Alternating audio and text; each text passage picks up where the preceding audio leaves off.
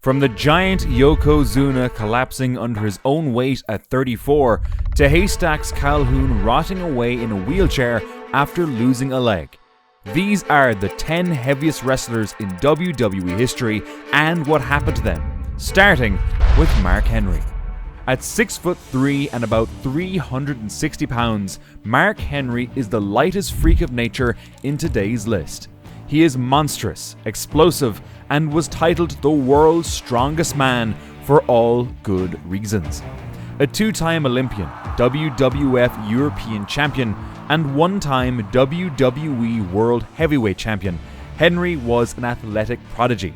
At just 10, he weighed over 220 pounds, which meant he was gifted, leading him to become a world record-holding powerlifter. His passion for powerlifting one day translated into wrestling, and by 1996 he was ready to embrace the WWE. In the WWE, he didn't just talk the talk. Henry held both the ECW and WWE World Heavyweight titles, making his 2018 Hall of Fame induction a no-brainer. And here's the thing, he was humongous, and that gave him a lot of power and perks. He clearly had an edge. But everything comes at a price. The years of lifting and fighting ultimately caught up with Henry, and it left him with nerve damage and constant agony. It even got so bad that his doctors have advised him against surgery unless he wants his legs gone forever. Poor guy. As of today, Mark makes brief appearances, but his last match was his 2018 Greatest Royal Rumble. His life is a powerful reminder of the cost of greatness and the legacy of true icons. And speaking of icons, our next wrestler is a unique giant with an equally unique disorder. Paul White, better known as The Big Show, is a 7-foot giant with a weight that has a mind of its own. Some days he is 400 pounds, and on others his body just doubles down. He's a WWE Triple Crown champion, a Grand Slam winner, and a WWE Hall of Famer, all thanks to his rare hormonal disorder called acromegaly, which makes you grow beyond measure. Growing up, his size made everyday things harder, as clothes never fit right and doorways were always too low. But despite this, he was a natural athlete and worked the hardest on his moves, until the strain on his body started to take its toll. At 19, Paul had a surgery to remove a tumor from his pituitary gland, stopping the growth once and for all. If he hadn't undergone this surgery, doctors told him that he wouldn't live past 45, but because he listened to his friends and family, he still became a WWE superstar. Yet, even though he survived his acromegaly and benefited from it during his career, the years of wrestling have taken a toll on Paul White's body, leading to several orthopedic issues, including multiple knee and hip replacements. He also suffered a neck injury from a botched powerbomb early in his WCW days. This didn't stop him though. Currently, Paul plays multiple roles as a wrestler, commentator, and coach with AEW. He loves wrestling and it shows in his work. But while White might have been big, he wasn't evil. Unlike our next giant, who carried rage and loved to wreck the babyfaces. At 6'4" and 450 pounds, Big Van Vader was everything that could make a grown man sweat. He cracked Sting's ribs, ended Nikita Koloff's career, paralyzed Joe Thurman, and took pride in all of it. He was pure evil. But he couldn't do it with just his pounds, so he paired them with agility and destroyed everyone.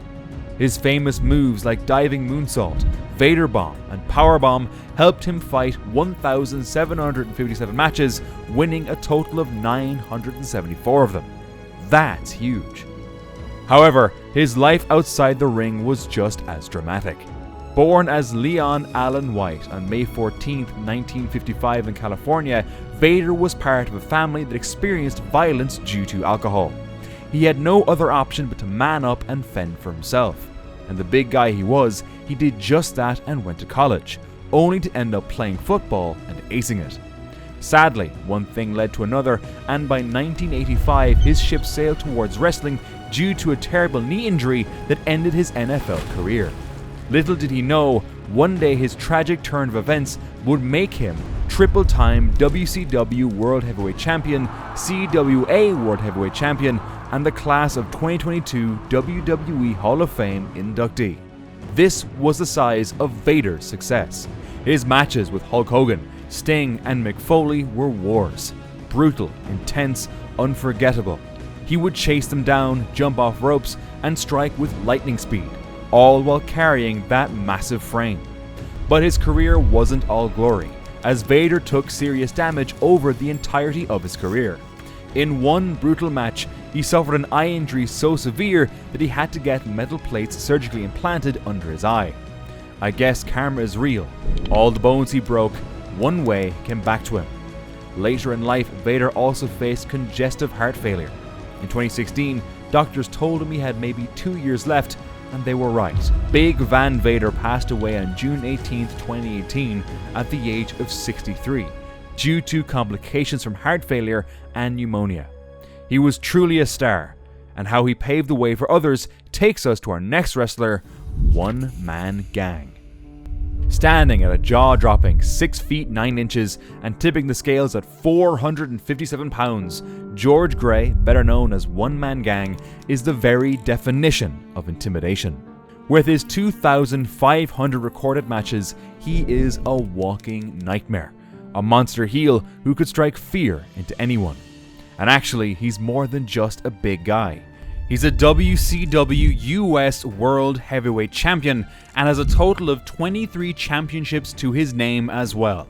Talk about dominance. Ever since his debut in 1977, Gray has quickly built a significant career, especially in the WWF. His approach was simple, raw, unrelenting power, and that made him legendary. Plus, his signature move, the 747 Splash, is enough to leave his opponents crushed under his massive weight. No flashy moves, just pure force. And that's what makes him a fan favorite.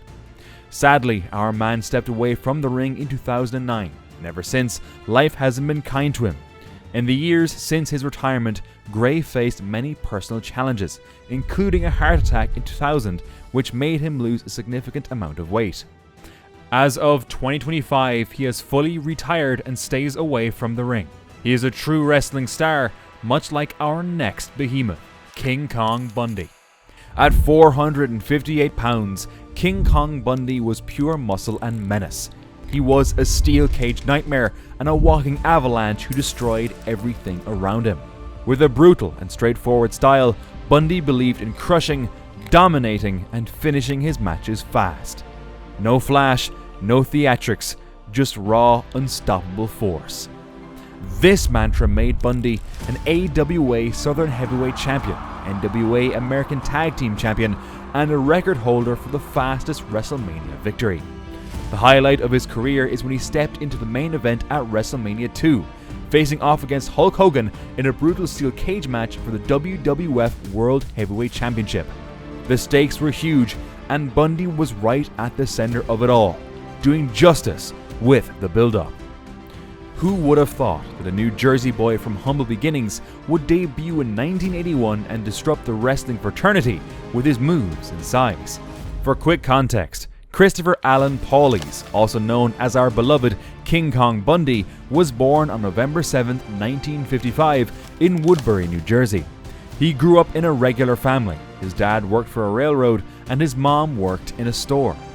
In 1982, he moved to Texas and joined a wrestling group called World Class Championship Wrestling. He started as a good guy, but after a fight with the Von Erich family, he became a bad guy.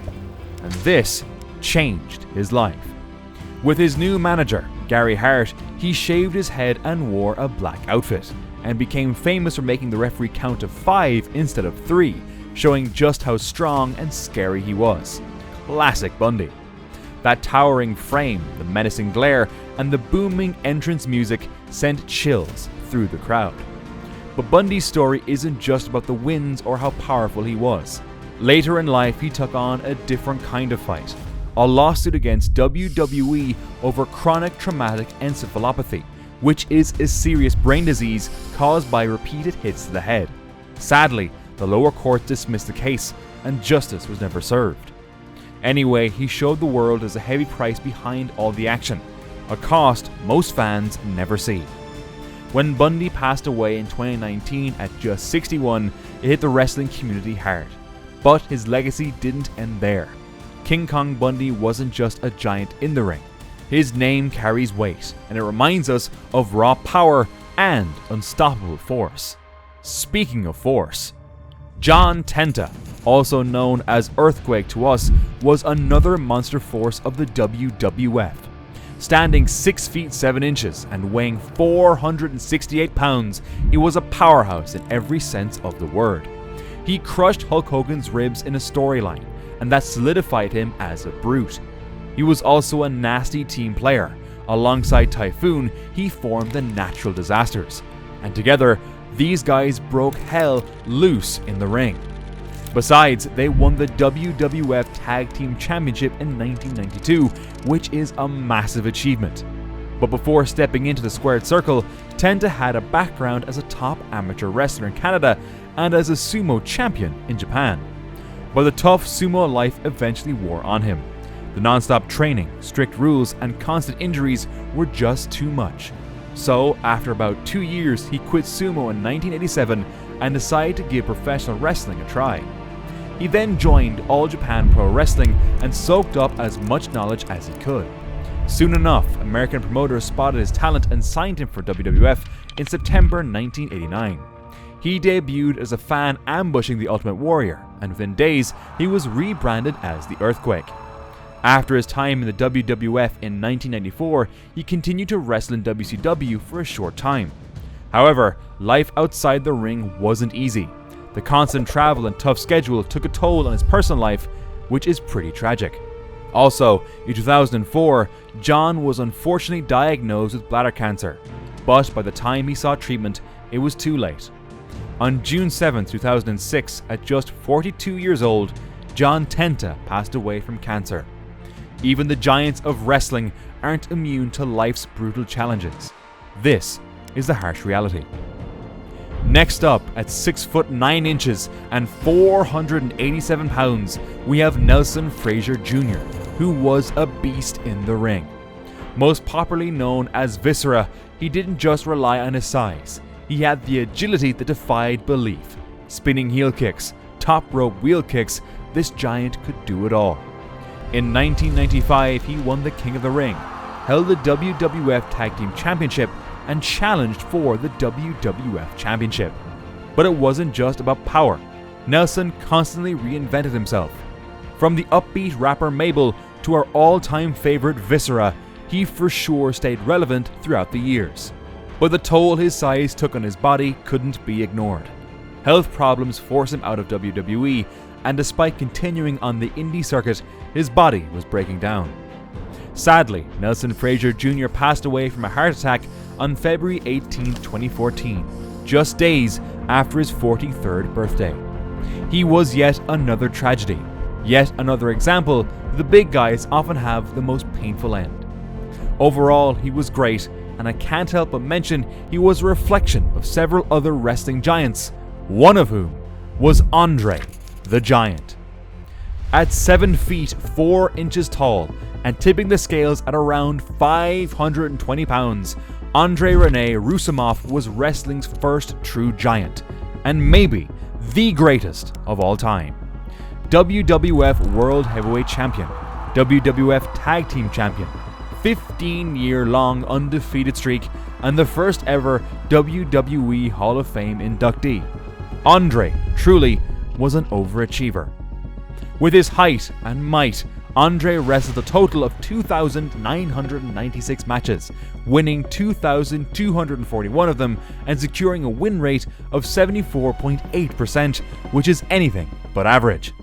While you might think all of his wins were single-handedly due to his huge build, it would be unfair not to mention his killer moves like the sit-down splash, double underhook suplex, and his good old pile driver. It is these moves that made big names like Antonio Inoki, Stan Hansen, Killer Khan, and Harley Race run the opposite direction. But there was more to Andre than just these flashy stats. He was gigantic, sure, but unlike him, he was born in a small village in France in 1946. And Andre wasn't just big by chance, he had acromegaly, which is a rare disorder that caused his body to grow out of control. He always felt abnormal while growing up, but who would have thought that a disorder could change his life for good?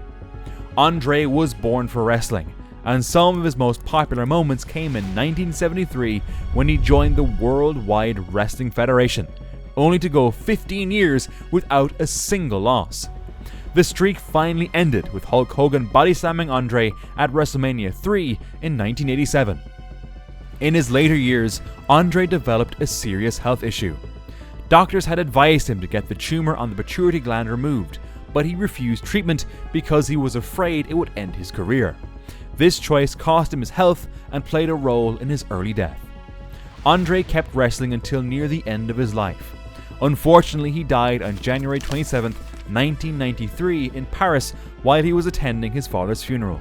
At the young age of 49, he left behind a legacy that cleared the path for many such giants. Which takes us to our next wrestler, Yokozuna, the sumo wrestler who took over WWF. In wrestling, size is power, but sometimes size is everything. Two-time WWF World Heavyweight Champion, 1993 Royal Rumble match winner, and the first wrestler of Samoan descent to hold the WWF World Heavyweight Championship. This is Yokozuna for you all. At 589 pounds, Rodney Aktupu Anawai was more than just a big man. He was a mountain. Known as Yokozuna, the sumo giant, he came from the famous Anawai wrestling family, which has a long history in wrestling. And that's why he couldn't afford to lose. He had to represent his people. At the young age of 19, he started professional wrestling, and by 1993, he became a Tier 1 wrestler. That year, Yokozuna entered the Royal Rumble, fighting 30 of wrestling's toughest fighters. It wasn't a match, it was a battle to survive. And against all odds, Yokozuna won. To most, it seemed like a victory, but it was a warning. One by one, he took down Bret Hart, Hulk Hogan, Shawn Michaels, and anyone who dared to fight him. His moves were unforgettable. The sumo stomp shook the stage like an earthquake. The banzai drop was a crushing finale, and his angst intimidated everyone around. But behind the legend was a man paying a heavy price. To maintain his incredible weight, reports say he reached as much as 850 pounds, and he pushed his body beyond its natural limits. That massive size was both his greatest strength and his heaviest burden. All that weight put huge stress on his heart and lungs. Sadly, at just 34 years old, he was struck by a condition called pulmonary edema, where fluid builds up in the lungs and makes breathing difficult. This wasn't a loss in the ring against an opponent. It was his own body giving out under the pressure of his size. The weight he carried every day became the force that ultimately brought him down. But Yokozuna was a symbol of power, culture, and the hard work behind the scenes. His life reminds us that even the strongest people have limits. And finally, we have the heaviest of them all. A man so big that even the biggest of the men feared him. 601 pounds. That's not just a number, that's a tragedy in sheep's skin. Standing 6'4", Haystack was impossible to ignore whenever he stepped into the ring. You couldn't help but stare. He was a wrestling monument in his overalls. That big horseshoe hanging around his neck and his pounds made him stand out. But it wasn't the look that made him so popular. Haystacks was one of the first real super heavyweights in wrestling. He was rare, something new, and this made him stand out. With a WWF World Tag Team Championship, 2 NWA Canadian Tag Team Championships, and an NWA Southern Tag Team Championship, Calhoun became a WWE Hall of Fame inductee for the class of 2017. So yes, even though he technically never wrestled in the WWE, he had such an impact that he made it into the Hall of Fame. As much as he loved this flashy life, Calhoun came from humble beginnings. Born on August 3rd, 1934 in McKinney, Texas, his family moved a lot because his father worked wherever he could find a job on farms and ranches. From a very young age, Calhoun was unusually large and had an extraordinary appetite. By the age of 14, he already weighed over 300 pounds, and by his early 20s, his weight had climbed to over 600 pounds. And it was at this time that a wrestling promoter saw him effortlessly moving cows across a field by literally picking them up off the ground and carrying them one under each arm. He saw his power, and the rest is history. But behind the big presence and the bright smiles was a man who faced real struggles. Being 600 pounds came with serious health challenges. Haystacks battled diabetes and weight complications that gradually took a toll on his body.